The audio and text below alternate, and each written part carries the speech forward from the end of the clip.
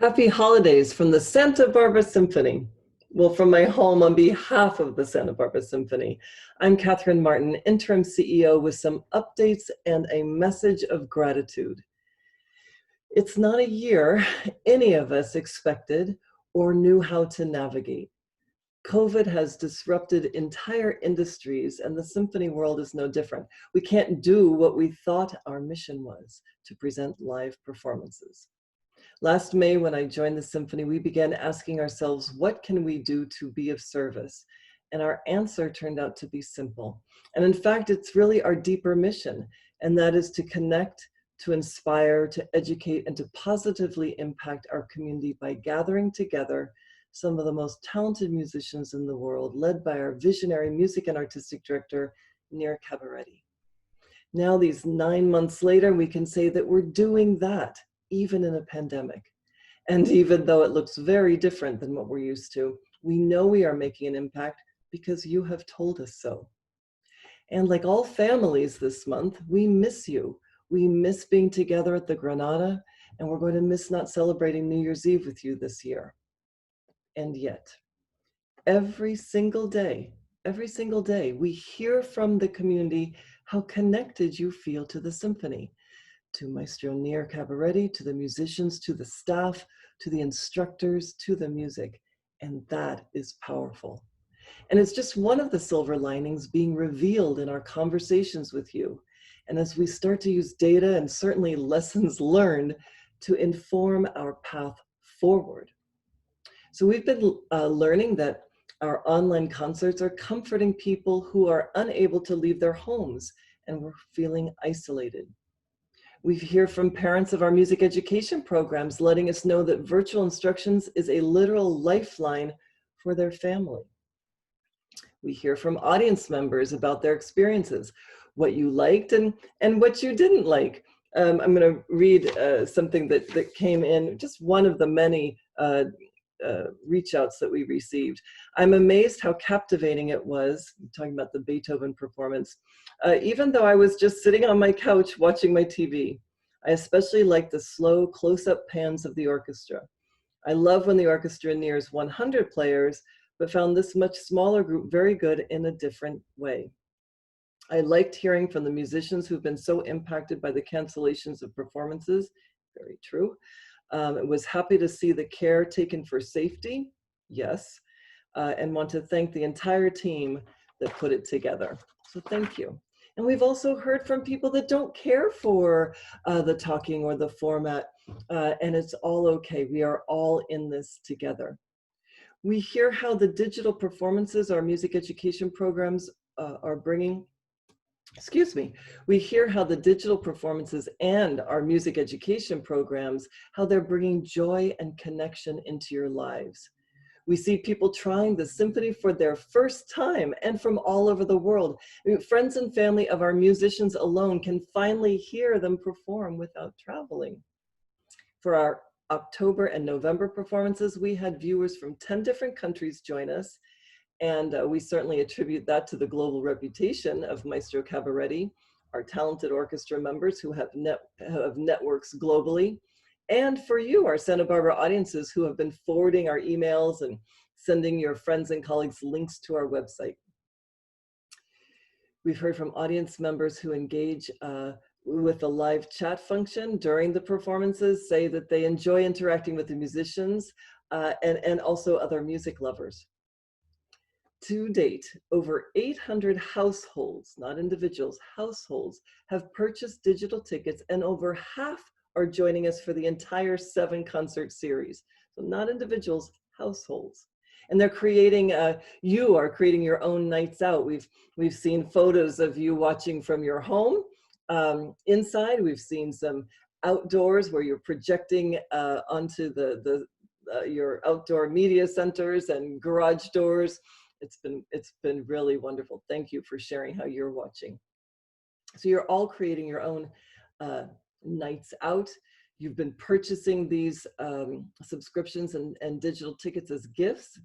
And also, for the first time in our history, people are able to purchase the programs and subscribe after they occur, because it's all digital now.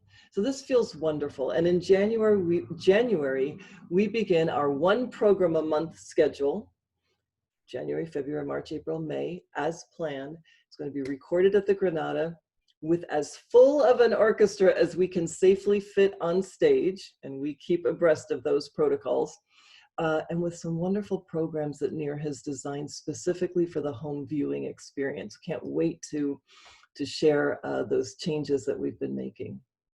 We also hear from prestigious foundations, our corporate partners and government grantors that while all of their grantees are also doing important work, they are increasing their funding to the Symphony in support of our collaborative and innovative leadership in creating this path forward.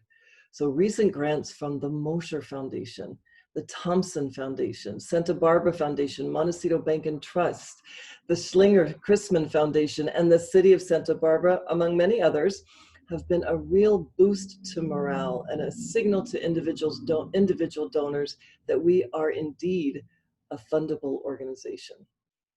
Of course, this month, we're hearing from everyone who is sending in donations for the end of year appeal. Even our own staff have donated.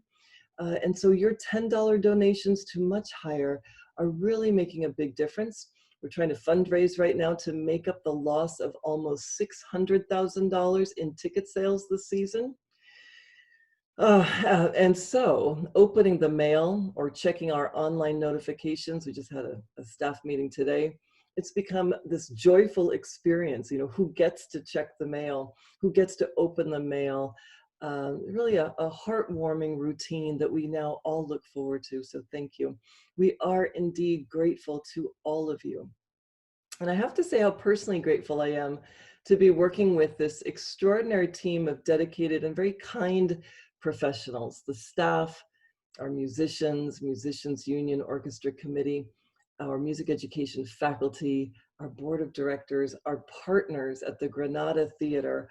All of us, we're all working remotely, a team to a person with a can-do attitude who ask themselves every day how, rather than if, something that has never done before might indeed just be possible. We've learned a lot moving forward. We've learned how to keep our orchestra safe backstage and on stage, factoring in new elements like HVAC system airflow and aerosol disbursement from brass players and singers and plexiglass, and how some of these protocols make it really hard for musicians to hear each other. So we're closely following the recent orders from the health department, and our plans, of course, will always be in alignment with all of these protocols to ensure the health and safety of our personnel.